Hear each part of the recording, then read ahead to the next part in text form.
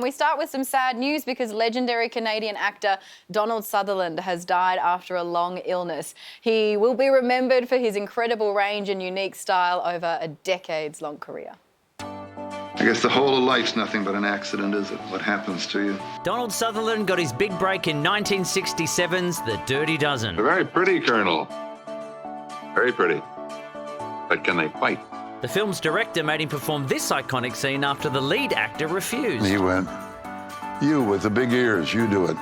A tall, charismatic bloke with a mischievous grin, he went on to star in flicks like MASH, Don't Look Now and Kelly's Heroes, Have a little faith, baby. growing into one of Hollywood's biggest stars. Sutherland had a prolific career of close to 200 TV series and films. These films that pushed his range in every which way. He could do comedy, he could do very dramatic work. From a stoner professor in Animal House, I won't go schizo, will I? There's a distinct possibility. a small-town detective in Clute, I think you should prepare yourself for the fact that possibly Tom is dead. the pointing and screaming guy in Invasion of the Body Snatchers. Sutherland was fearless with his roles and gave everything to his characters. They must all have their little niche somewhere in my person or in my soul or something. When a role demanded real serious capital A acting, he could deliver that. In recent years, he found a new audience playing the charmingly evil President Snow in the Hunger Games franchise. Hope. It is the only thing stronger than fear. Announcing his death on social media overnight, Sutherland's son Kiefer praised his old man. I personally think one of the most important actors in the history of film. Never daunted by a role, good, bad or ugly. I've just had a terrific life, you know. And it's been because of everybody else.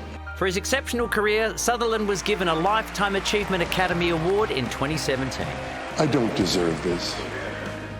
But I have arthritis, and I don't deserve that either. Thank you. He was 88.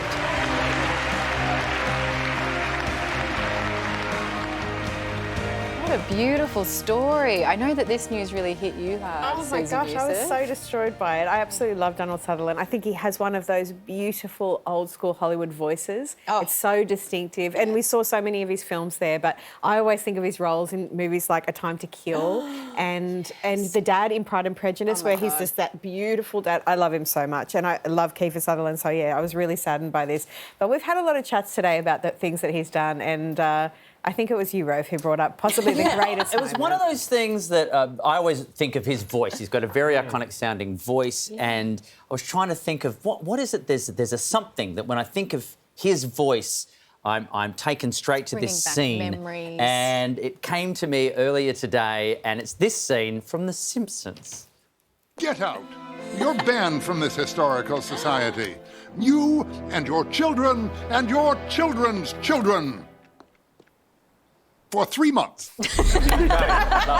Perfect. Yes, it's such.